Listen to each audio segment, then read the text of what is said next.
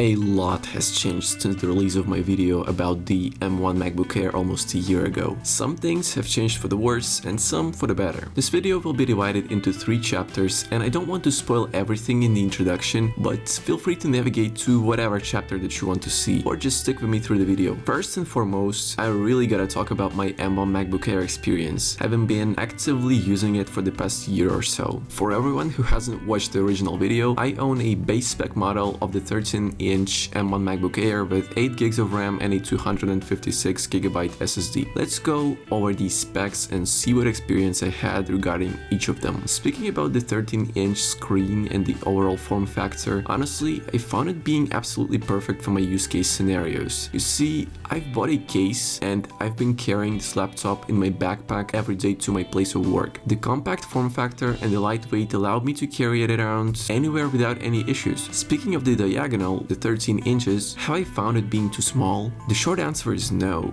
but I should elaborate. The 13-inch diagonal was totally fine while working with the documents, PDFs and browsing through the web pages at work, but since I do have a desktop PC at home with a 27-inch monitor, I would still use it every day because nothing beats the productivity in multitasking that you can achieve with a larger screen. Yet I still think that I would not have benefited from a larger laptop screen, as 14 or 16 inches still can't compare with a proper large desktop display. My point being, 13 inches is totally fine and you can even manage to use the split screen without any issues. Granted that your macOS interface is set to the smallest scale, as it is in my case. Since we're still on the topic of multitasking, there's one app that I downloaded shortly after having finished the first video on my MacBook, and that app is called Rectangle. Basically, it brings the Windows split screen functionality which is absent in macOS. Technically, it's not completely absent, but the split screen is only available in full screen mode, which was not really convenient most of the time for me. At this point, I can't see myself using macOS without Rectangle, as its shortcuts to stick windows to different sides of the screen are that convenient and fast. And future me here, WWDC 2024 just finished and they announced this feature to be present in the next macOS, so I'll stick with Rectangle till then, but I guess it will serve no purpose once I update. The other 2 points which fall under the category of the form factor are the keyboard and the trackpad. Now, you may not know this, but in my first video I said that I bought this laptop second-hand, and every key has been working properly during these 4 months with one exception, the escape key. At one point it just stopped registering, but I managed to fix it by taking the keycap off the keyboard and cleaning some dirt that had accumulated beneath it. Apart from the escape key,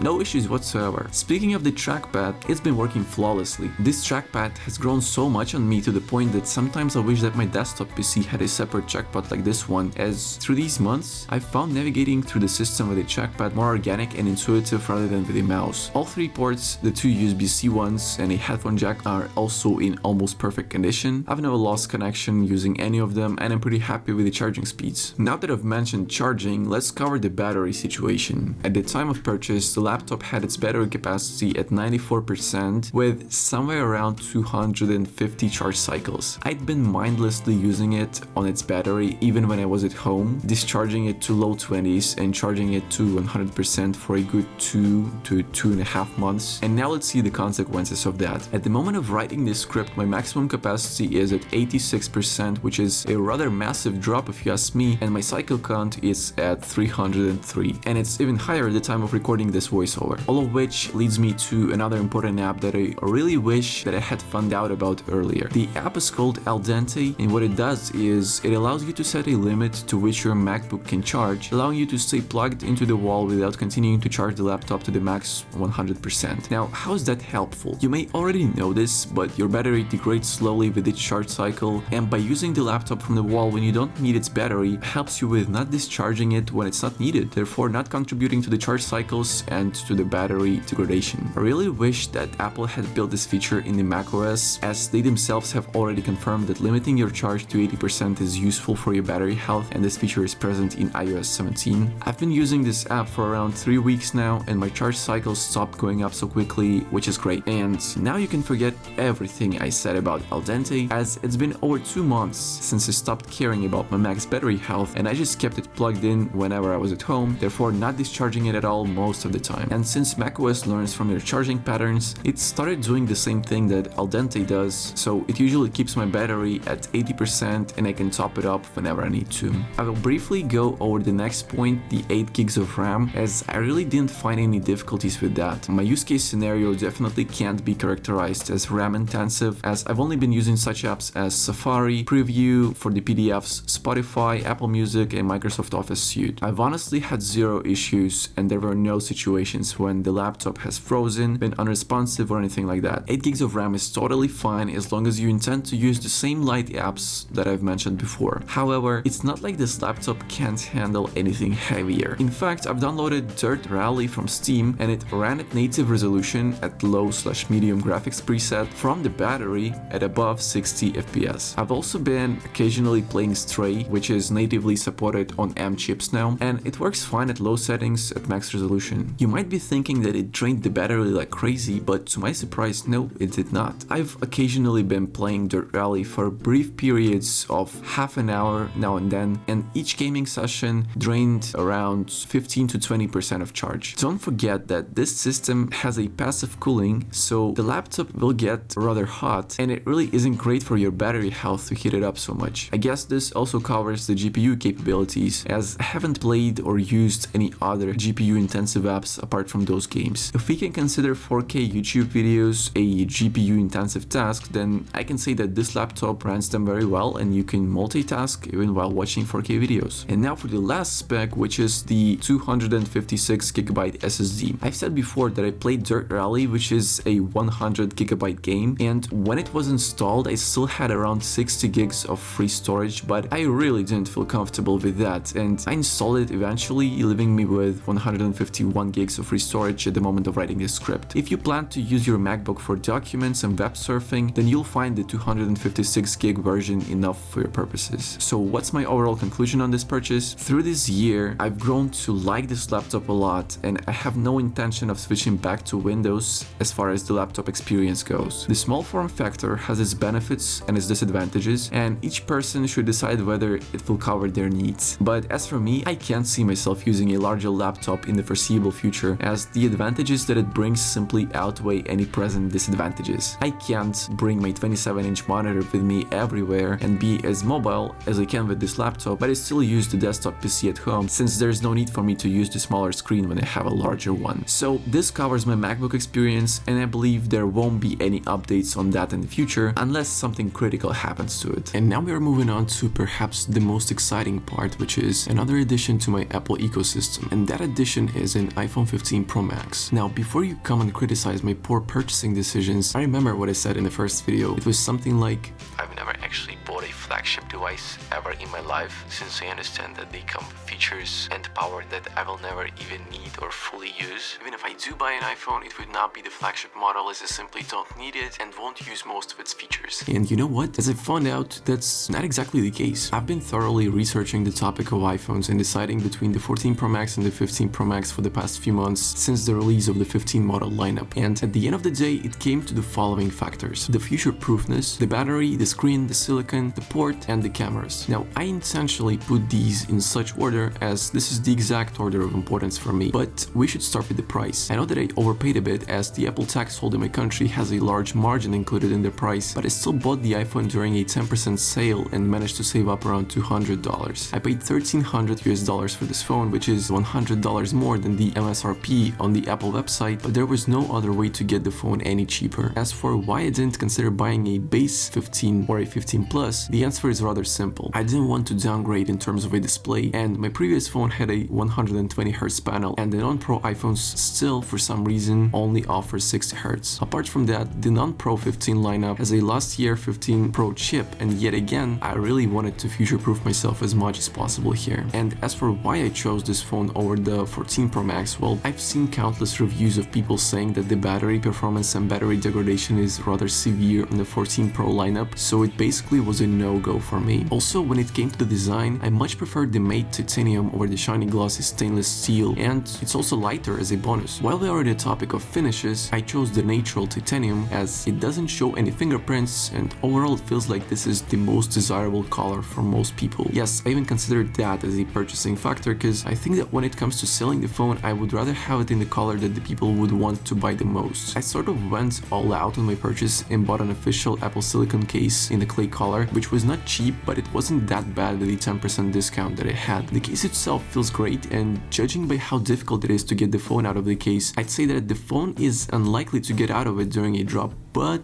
I haven't tried that yet. There's definitely no point in talking about the phone's performance as it's simply best in class. Recently I've had some Genshin Impact gaming sessions and the game runs at full 120 FPS on high settings and looks stunning paired with Apple's Metal upscaling. As for the heating issues that you may have seen online, I haven't encountered any of them at any point of my ownership, but the phone does get pretty hot during long gaming sessions. There was even a time when the camera app notified me that I can't use the flash because the phone was apparently too hot. I mean, it was warm to the touch, but I could still hold it comfortably in my hands. Another curious thing caused by me playing Genshin for 2 hours straight was the iOS dropping the refresh rate to what felt like 60 Hz. I mean, the game was still running at full 120 FPS, but as soon as I minimized it, the entire UI felt sort of laggy. Everything came back to normal once I let the phone cool off a bit on the table and the 120 Hz came back on its own together with the flash. The iPhone wasn't the last Apple purchase that I'd made, but let's talk a bit more about it. I bought the phone last Christmas and the battery performance has also been flawless, even though one slightly disturbing thing is the maximum battery capacity dropping to 98% after only 82 charge cycles. My phone usually lasts me a day and a half when I go out, and it easily lasts over 2 days, at times almost 3 days whenever I stay at home since I don't use it as much. Now, Apple can hook you on one thing, and that thing being their ecosystem. Would I even have considered buying an iPhone had I not bought a Mac? The answer is no, but when you do have a Mac and an iPhone,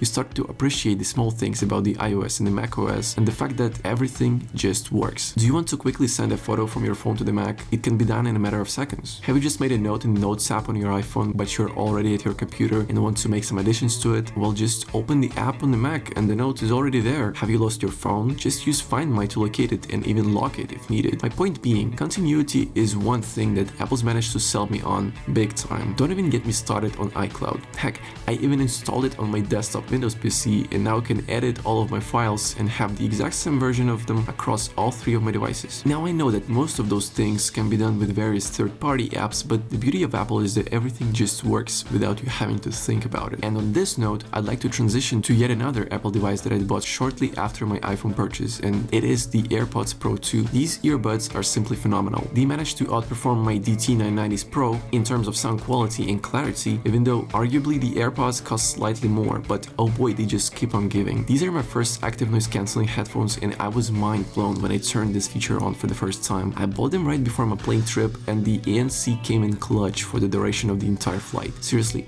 if you have an iPhone, I see no reason why you shouldn't consider buying these because, as the name suggests, these are the second generation of the Pros and Apple has had plenty of time to figure out their earbud game since the release of the original AirPods. In addition, I only need a single USB power brick and a single USB-C cable to charge all of my devices because I bought the USB-C version of these. I'm also loving the seamless device connection swapping, which basically allows me to be listening to music on my iPhone, but whenever I start playback of some media on my Mac, the music pauses and I get the sound from the Mac. Another cool feature of these that actually sold me on Apple Music, sorry Spotify, is Dolby Atmos. Basically, whenever you have a combination of an Apple device, be it a Mac or an iPhone, and a pair of AirPods, you get access to the versions of your favorite tracks that you've probably never heard before. These days, the majority of big artists make the Dolby Atmos versions of their tracks, and there are even some greatest hits of the early 2000s and earlier that have been remastered in this format. But what is Dolby Atmos? Well, imagine yourself sitting in the middle of a cinema with the speakers surrounding you from all directions. Now, this is exactly how good Dolby Atmos masters sound like.